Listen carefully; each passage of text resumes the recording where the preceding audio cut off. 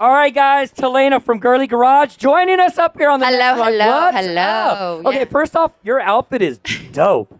Thanks. It's so that I can protect my skin because I do actually physically fix cars. Yes, I love it.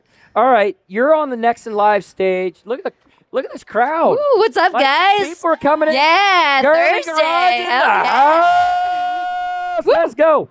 All right, we know these hoonigans behind us are going to make things really, really loud. I want you to tell everyone what your passion is for this industry. And I'm gonna put a little asterisk on this, right? Okay. This has always been a dude show. And in the last decade, it's become not necessarily a dude show. I share this, and I'm going to turn it over to you. I just got back from the Rebel Rally.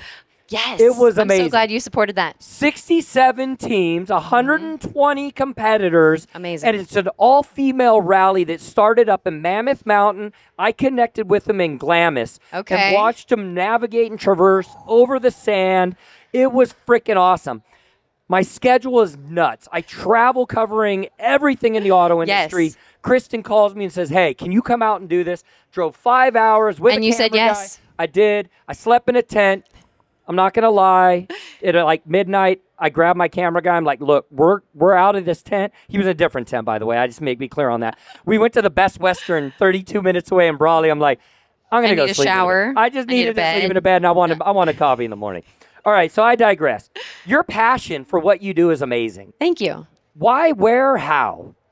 Why, where, how? Well, I mean, I'm a mechanic by trade. So I am using my skills to help people because in 2020, one of my girlfriends came to me and she was like, look, I just got my oil changed and they're telling me I need to spend $2,300. It was a Range Rover. It was a Chevy Traverse. Well, that's weird. To fix her brakes.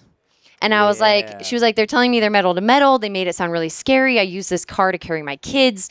Can you please check them? I was like, are they making noise? And she's like, no. I was like, then they're metal to metal. Yeah. And so we ended up checking them. She did need pads. She didn't need rotors. We ended up fixing her whole car for less than $300, including labor. Yeah. And I realized I needed to be using my skills to help people. So it's so crazy, right? I just finished a book called Can I Help You Buy a Car? Yeah. Every time I come off television on Fox or Fox Sports or whatever, but CNN, I will always get some random email. Somebody's like, can you help me buy a car?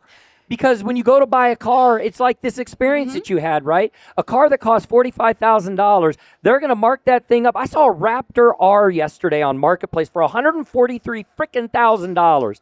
It's a $109,000 starting price. Where are they coming with this? So you saved her $1,000. $2,000. $2,000. $2,000. Don't worry, it's Thursday. You've made it. I know. All right, so but tell me where the passion came from. So my car has been stolen twice. Yeah. Stolen twice. Yes. That's how I got into automotive. So I put myself through the Honda Pact program at a community college, which was epic because the price was 1/4 what it would cost at like a Wyotech or a UTI. And from there, I had no idea I was going to end up just in and out of racing and parts, new cars, used cars, sales, finance, like all the different cool jobs in automotive. Yeah. And, in 2020, I opened up a mobile mechanic business because, I needed to help my friends. And someone came along and they were like, hey, you're a girl. Can you please teach my Girl Scouts? And I was like, holy cow.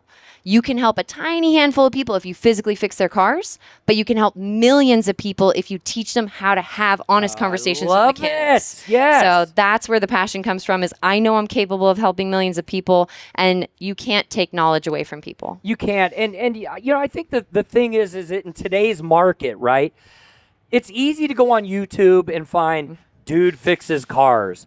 But dudes only know how to talk to each other in dude language. It's not even dude language. I'm a little worried about YouTube right now. You need to recognize your sources. Yeah, well, and that's the other thing, right? Like, can you trust them? Yes. Can you trust them? And I think it's really great. So I go back to the Rebel Rally, right? Yep. Females counting on females to get them through a rally. And what you're doing is you're helping not just females. Yep. Anyone Everybody. that wants to understand anyone that wants to learn. the easiest way to fix a car.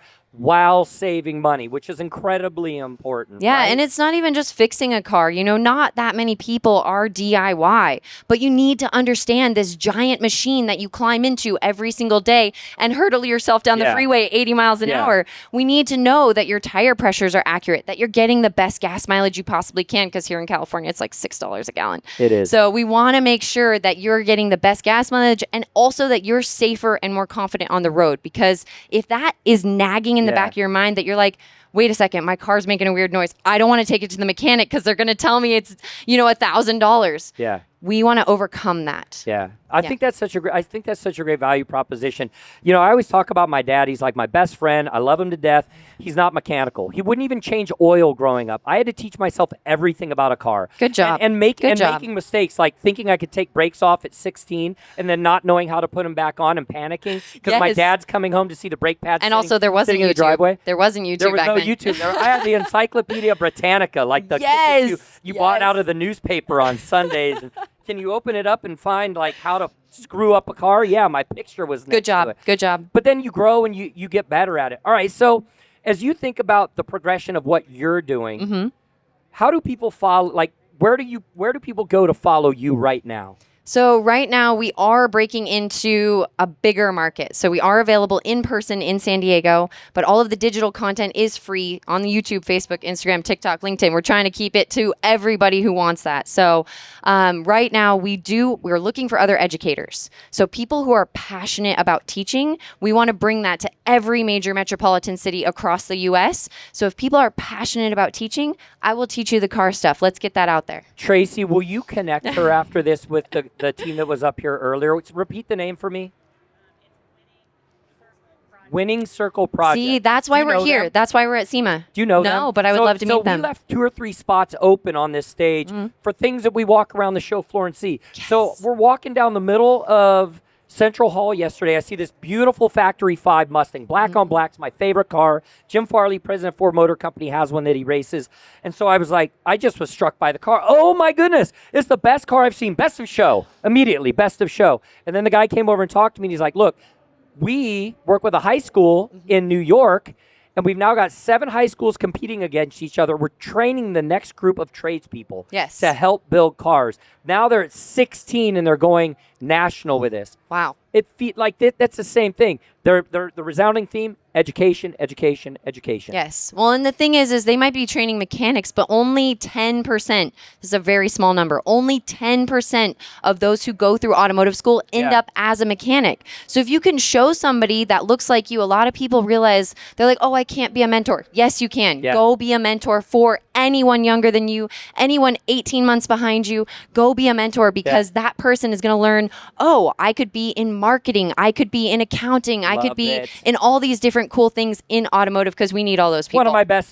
This is awesome, right? I mean, this is what the auto industry is about: family and future, right? This whole world to me is family. Yeah, no, that's a big family reunion, right? Yeah, it is. Every single year. I've been coming to this for almost 30 years. Like I walk through the floor, I run into people I know, and every year I meet somebody new like you. And that's what I love the most about this, right? I will follow you, I will support you, and I will watch all of what you're doing, especially when it comes to education, which is something that we totally take for granted in 2025. Everybody just goes to YouTube, they're flipping on their phones, they're not paying attention. You're giving people a reason to watch. Well, and the in-person is also super vital nowadays, because we don't get that hands-on that our dads gave us or our grandpas gave us. We need that hands-on. And most people don't have like 16 weeks for a continuing education program, but they have 3 hours. They don't. Let's have do that. 3 hours. They have 3 hours. I love it. Yeah. All right, guys, it's about ready to get loud behind us. Let's burn some rubber. Thank you so much for coming up here on stage. Thank you for having me. I cannot wait to be up here again with you. Yes. You're a lot of fun.